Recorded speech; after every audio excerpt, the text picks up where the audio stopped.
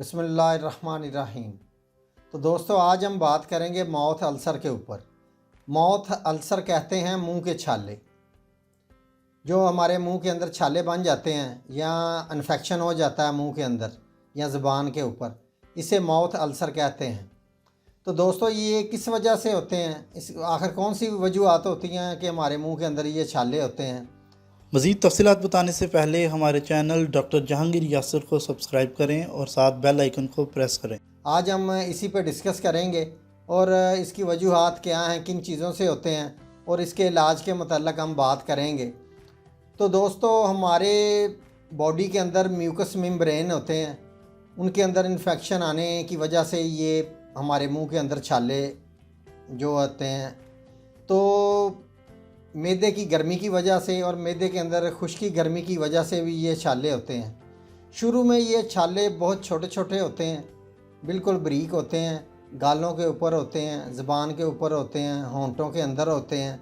लेकिन ये आस्ता आस्ता बड़े होने शुरू हो जाते हैं, इतनी संगीन कंडीशन में आ जाते हैं कि ये बहुत बड़े हो जाते हैं, जिसकी वजह से ना तो कुछ खाया जाता है और ना ही बोला जाता है।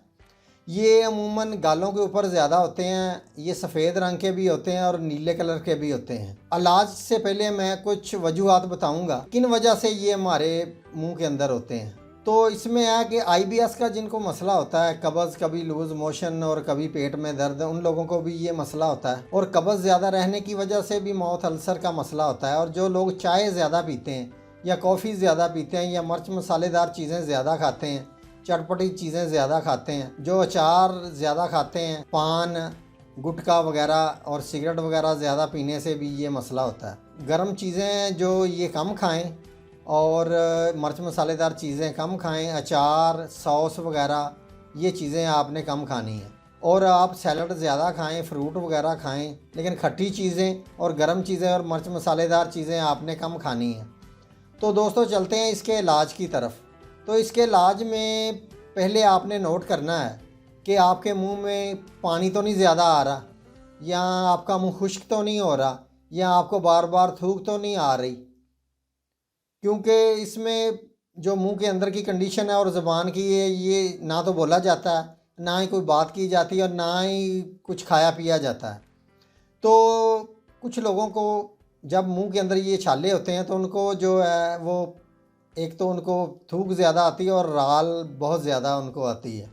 जिन लोगों को राल ज़्यादा आती है वो लोग मरकसाल 30 में, होम्योपैथिक एक मेडिसन है मरकसाल 30, उसको उसके 5-5 कतरे दिन में 4 टाइम आधा घूंट पानी के अंदर डाल के पीने हैं।